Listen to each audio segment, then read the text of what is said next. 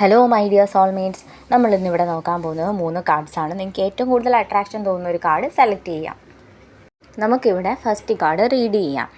ഇതൊരു പഴയ മുജ്ജന്മ ബന്ധമാണ്. അപ്പോൾ നിങ്ങൾക്ക് ചിലപ്പോൾ നിങ്ങളുടെ കഴിഞ്ഞ ജന്മത്തിലെ കൂട്ടുകാരൻ അല്ലെങ്കിൽ സഹോദരൻ അല്ലെങ്കിൽ നിങ്ങളുടെ കുട്ടിയോ വല്ലോ ആയിരിക്കും. അപ്പോൾ അവർക്ക് കിട്ടാതിരുന്ന സ്നേഹം അത് മേടിക്കാൻ വേണ്ടിയിട്ടാണ് ഈ ഒരു ജന്മത്തിലേക്ക് വന്നത്.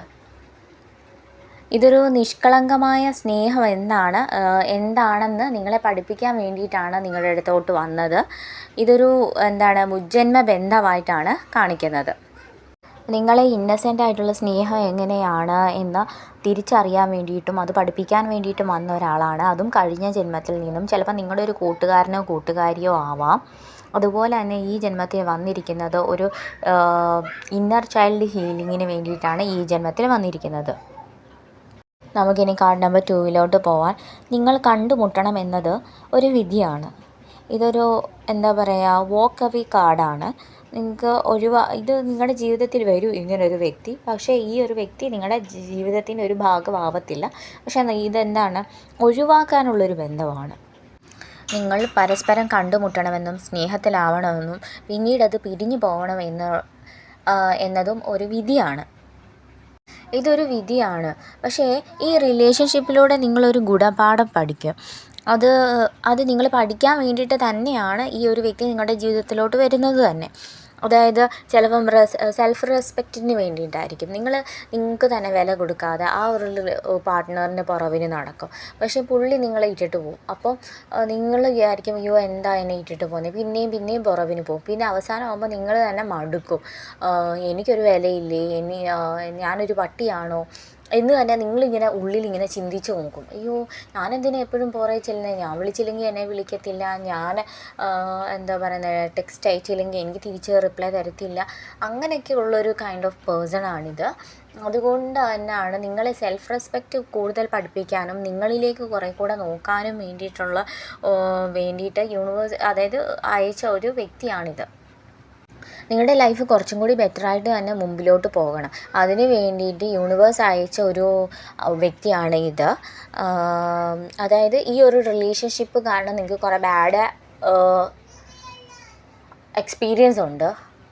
സോ ഇനി ഇങ്ങനെ ഒരാളെ എനിക്ക് വേണ്ട എന്ന് യൂണിവേഴ്സ് നിങ്ങളെ പഠിപ്പിക്കുകയാണ്. ഇങ്ങനെ ഒരു ആളെ എനിക്ക് ലൈഫ് പാർട്ട്ണറായിട്ട് വേണ്ട എന്ന് യൂണിവേഴ്സ് നിങ്ങളെ പഠിപ്പിക്കാൻ വേണ്ടിയിട്ടാണ് ഈ ഒരു വ്യക്തിയെ നിങ്ങളുടെ ലൈഫിലോട്ട് അയച്ചത്. ഇനി നമുക്ക് കാർഡ് നമ്പർ 3 പോവാം. നിങ്ങളെ ദുഃഖിപ്പിക്കാൻ വേണ്ടിയിട്ടല്ല ഈ ഒരാളെ നിങ്ങൾ കണ്ടുമുട്ടിയത്. നിങ്ങളെ കൂടുതലും ദൈവത്തിലേക്ക് കുറച്ചും കൂടി അടുപ്പിക്കാൻ വേണ്ടിയിട്ടാണ് ഈ ഒരു റിലേഷൻഷിപ്പ് വന്നത്. ഈ ഒരു റിലേഷൻഷിപ്പിൽ നിന്നും നിങ്ങൾക്ക് കുറേ നഷ്ടങ്ങൾ സംഭവിച്ചു എന്ന് നിങ്ങൾക്ക് തോന്നും. നിങ്ങളുടെ സ്വർണം, പണം, നിങ്ങളുടെ ക്വാളിറ്റി ഓഫ് ടൈം. എന്നാൽ ഇതെല്ലാം സംഭവിച്ചതിന് കാരണമുണ്ട്. കാരണം നിങ്ങളുടെ ജീവിതം മറ്റൊരു തലത്തിലേക്ക് മാറ്റാൻ വേണ്ടിയിട്ടാണിത്. കാരണം നിങ്ങൾക്ക് കുറച്ചും കൂടെ തിരിച്ചറിവ് നൽകുന്നു, നിങ്ങൾക്ക് കുറച്ചും കൂടെ ശക്തി തരുന്നു. കാരണം നിങ്ങൾക്ക് ലൈഫ് കുറച്ചും കൂടി ബെറ്റർ ആക്കാൻ പറ്റും. ഇങ്ങനെ ഒരാളെ വിശ്വസിക്കരുത് എന്നുള്ള തിരിച്ചറിവ് നിങ്ങൾക്ക് തരുന്നു. ഇനി ഇങ്ങനെ എനിക്ക് ഒറ്റയ്ക്ക് നിന്നാലും എല്ലാ കാര്യങ്ങളും യുക്തിബോധത്തോടെയും ശക്തിയോടെയും എനിക്ക് ചെയ്യാൻ സാധിക്കും എന്നുള്ളൊരു തിരിച്ചറിവ് നൽകുന്നു. ഇനി നിങ്ങൾക്ക് വരാൻ പോകുന്നത് സമൃദ്ധിയുടെ ഒരു കാലമാണ് വരാൻ പോകുന്നത്. നിങ്ങൾക്ക് അതാ ഞാൻ പറഞ്ഞത്, നിങ്ങൾക്കെല്ലാം നഷ്ടപ്പെട്ടു. അപ്പോൾ നിങ്ങൾ കൂടുതലും ദൈവത്തിൽ ആശ്രയിക്കുകയാണ് ചെയ്യുന്നത്. പക്ഷേ നിങ്ങളുടെ പ്രാർത്ഥന ദൈവം കേൾക്കുന്നുണ്ട്. നിങ്ങൾക്കിനി സമ്പൽ സമൃദ്ധിയുടെ ഒരു നല്ല കാലം തന്നെയാണ് വരാൻ പോകുന്നത്. ഓക്കെ, അതുകൊണ്ട് ഈ വ്യക്തി നിങ്ങൾക്കൊരു ആപത്ത് സമയത്തൊന്നും നിങ്ങളെ ഹെൽപ്പ് ചെയ്തിട്ടുള്ളൊരു വ്യക്തിയൊന്നുമല്ല. നിങ്ങളെ വെറും വില കുറച്ച് കാണുന്നൊരു വ്യക്തിയാണ്. അതുകൊണ്ട് തന്നെ നിങ്ങൾ എന്ത് ചെയ്യുക, സമയം കളയാതെ നിങ്ങളുടെ ജീവിതം കുറച്ചും കൂടെ ബെറ്റർ ആക്കുക. പക്ഷേ നിങ്ങൾക്ക് ഒരുപാട് നല്ല സമയമാണ് ഇനി വരാൻ പോകുന്നത്. അതും സമ്പൽ സമൃദ്ധിയുടെ ഒരു സമയമാണ് വരാൻ പോകുന്നത്. അതുകൊണ്ട് തന്നെ നിങ്ങൾ മുടങ്ങാണ്ട് പ്രാർത്ഥിക്കുന്നവരാണെങ്കിൽ പ്രാർത്ഥിച്ചുകൊണ്ടേയിരിക്കുക.